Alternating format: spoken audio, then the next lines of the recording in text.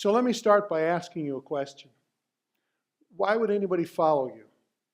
Why would anybody pay attention to you? Why would anybody do what you ask them to do? Why would anybody buy a product from you?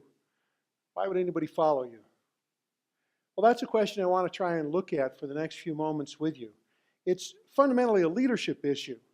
Why would anybody follow you?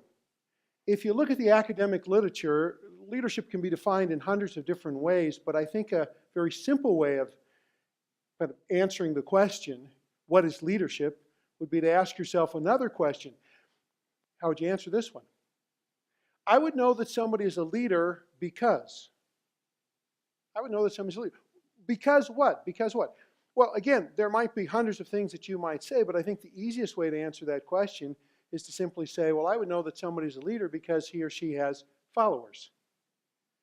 There are people that are willing to do what it is that she asks them to do, to buy the product, to go in that direction, to work on overtime on this particular program.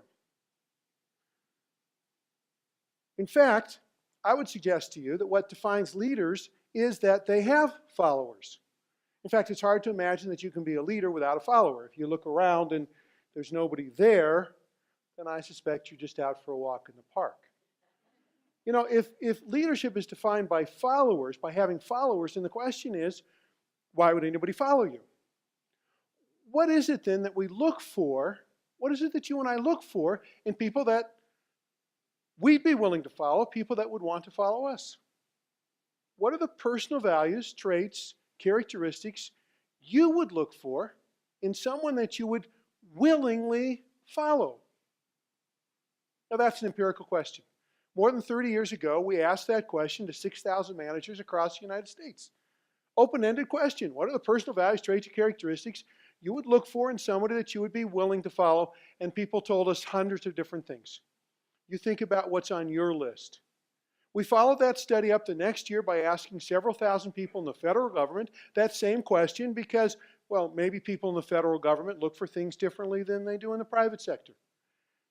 And over these last 3 decades, we've continued to study that question by asking tall people and short people, thick people and thin people, blue people and green people, Americans, Europeans, African, Asians, young people, old people, people in engineering or healthcare or the legal profession. All those things haven't made a fundamental difference in what people say they're looking for in the people that they'd be willing to follow. It's not about who you are. It's not about where you are. It's not about what you're doing. There seem to be some universal, fundamental things that we look for if we're going to follow somebody. 4 seem to dominate the list, everybody's list. Think about your own list. We want to follow people who fundamentally we experience as being honest.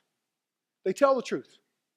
Now, don't get me wrong, not everybody tells the truth, but you know what happens to your level of motivation when you find out that you've been lied to. It deteriorates pretty quickly. What else do we look for in people we'd be willing to follow? We look for people who are competent. A lot of different words you could use. Competent, smart, capable, experienced, have good judgment. How many of you want to follow somebody that's stupid? Now, you know, some of you have some personal candidates in mind here, but you can think about what happens when you don't believe that somehow you're working for somebody that really knows what they're talking about. And again, you're not as motivated to do what they ask you to do. You don't follow through, perhaps, with as much energy as you might otherwise. We also want to follow people who are inspirational, who are energetic, who are enthusiastic, who are optimistic, who are passionate about whatever it is that they're pursuing and that they want us to pursue.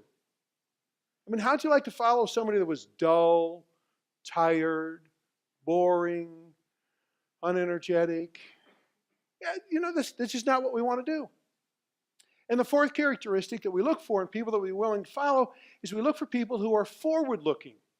Again, you could say it in a variety of different ways. We look for people who have a point of view, people who have a vision, have a purpose, have a sense of direction.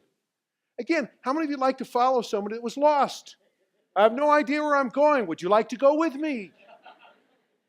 Well, you know, not willingly.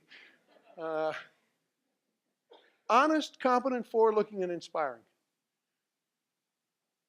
I suspect they're on all of our lists. There may be some other things that are also important to us. But these four seem to be on everybody's lists. They're the things we look for in people that we'd be willing to follow. And so we've got to ask ourselves, what do they mean? Taken together, social scientists call this credibility.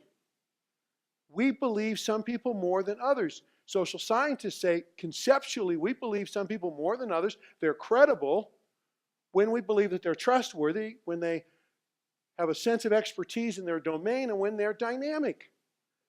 And now that's just the other side of the coin. Honest, trustworthy. Competent, knows what you're talking about. Dynamic, enthusiastic.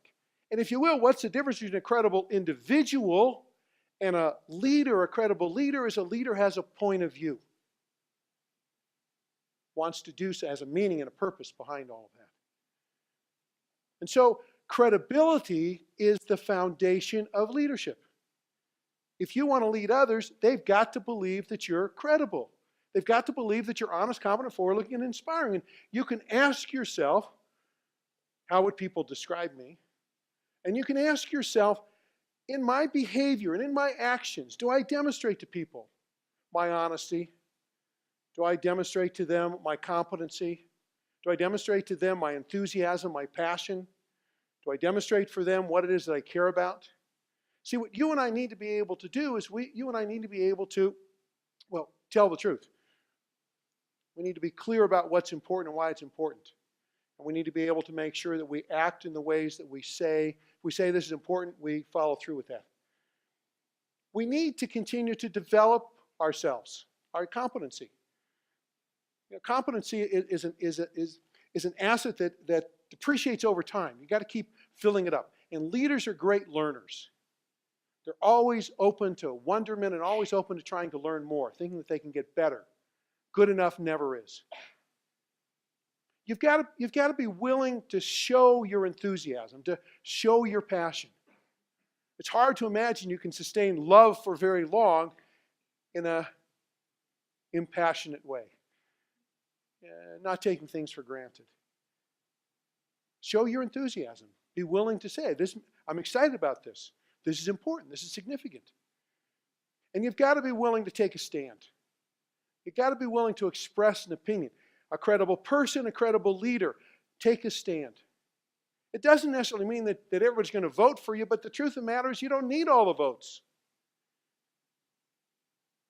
You need to believe in this. You need to believe in this in such a way that other people will believe that you believe and will, in fact, be infected by your enthusiasm. So here's the simple truth. The simple truth is this. People will not believe the message if they don't believe in the messenger.